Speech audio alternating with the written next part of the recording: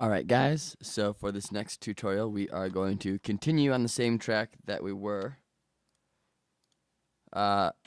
We've got our lights and our ramp going together. We'll start back out with our fixtures, and I did forget last time what we want to do is also make this container change in unison with this ramp container. So we will reference the operator ramp, and its width parameter and also its height parameter.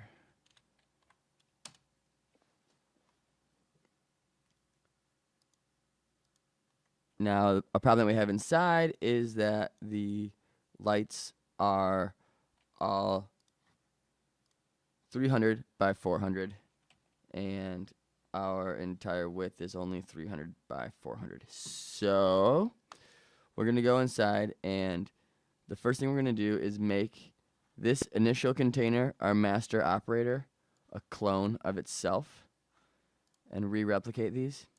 Subsequently, all of these items will become clones of our master operator. With layout, we're just going to make it about 20 by 20. You can change this to make sure that it's appropriate for your scale of your room. And once again, we're going to recreate all these operators. And you'll see now we have 25 by 20 by 20 squares. We're going to take these same parameters that we have and multiply them by the size of the parent's width, so that when we go up a level, we will see them in position here rather than just all in the same bottom square here. So once again, go inside of fixtures, and we are going to go for the X value of each of these containers.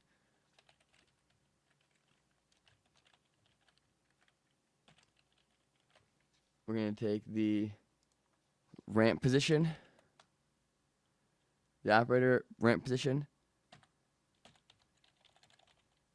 the row me.digits, and the column 0. We're going to multiply that by the parent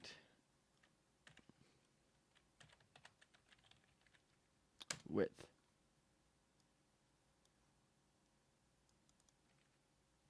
Same thing down below, but we want the parent height and the value in the right hand, or in the Y column.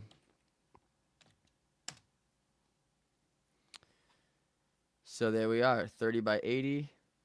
And once again, when you make it a clone, it only changes the things inside of the network. So we should re-replicate these again. And now when we go up a level, you will see that they're all here. They're all in position.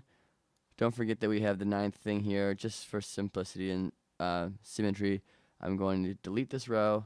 So we are back down to 8 lights in sequence. There they are. Boom. Now, this is kind of splitting hairs right here, but it's good practice to go in and turn off the display of your master operator. So that's right here at the top of the panel. Turn it off. And now we're going to go into the callbacks again.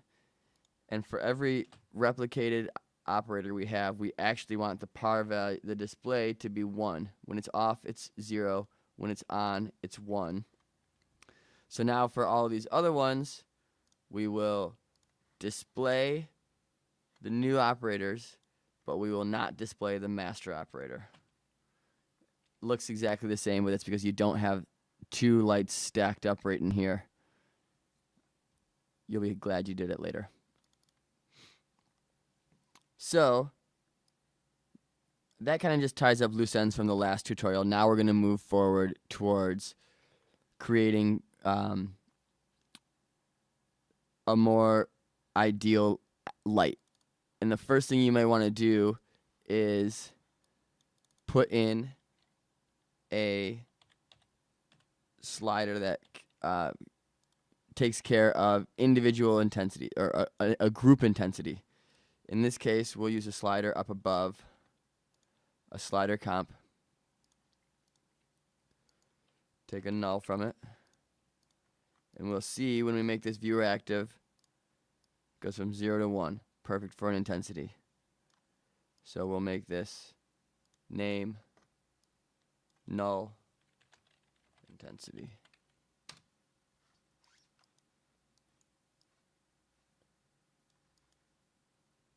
So if we go into this container and we say, which chop would you like? Up a level, null intensity. Make that Python. Oops. Screwed it up already.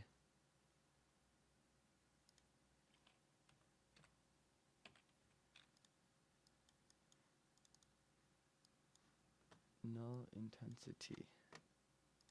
Well, there's an easy fix for this. And you can just drag it right on here. I guess you didn't need to make it Python. The more you know. So we'll take these in here, and this is our intensity. We're going to write intense.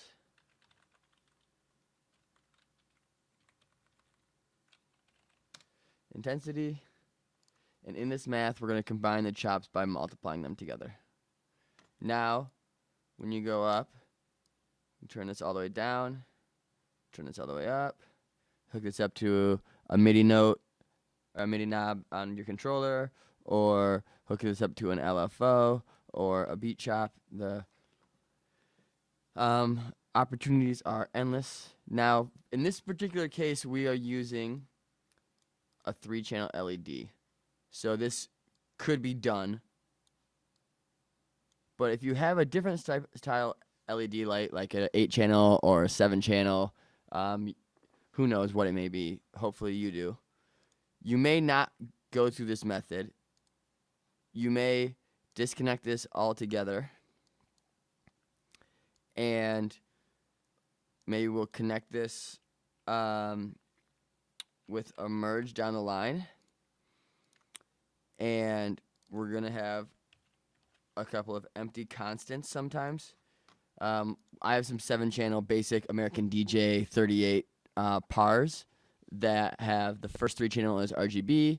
The 4th channel, I believe, is like a macro color. The 3rd channel is, that's the 4th channel. The 5th channel, I believe, is like the mode which you would use like fading up, fading down, fading up and down, blending between colors, switching between colors, sound active, all that stuff. And the 6th channel is strobe. So in that case, a lot of times I just put channel 1 as channel 1, channel 2 as channel 2 as mode, channel 3 as strobe, and channel 4 as intensity. In that case, with the intensity, we can go up a level again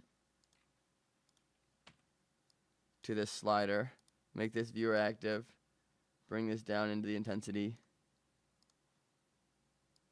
merge this together, and now you have the intensity of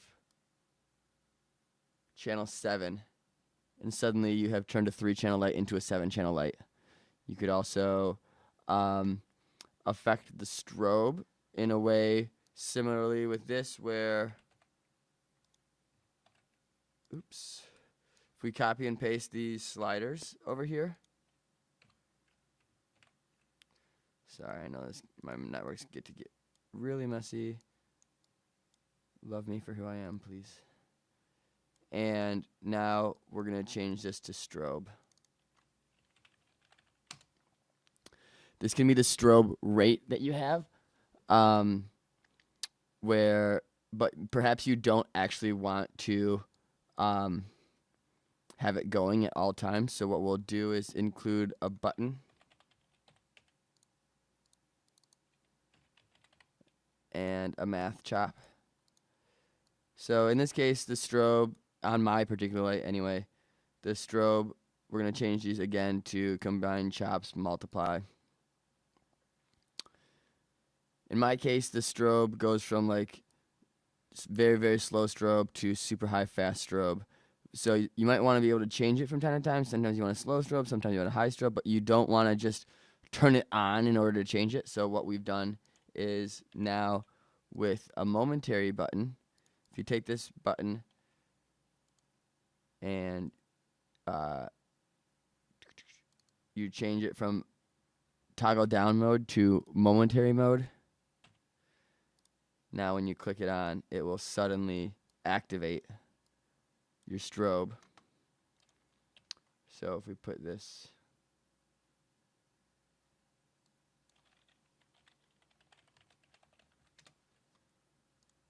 here, now whenever this is clicked, all the lights will strobe together. And that's more magic. In the next video, we are going to look at how we can change colors creatively on the fly, match color schemes, do cool stuff like that using tables and some cool tools out of the palette browser. I hope you guys enjoyed. Let me know if you have any feedback for me. Thank you.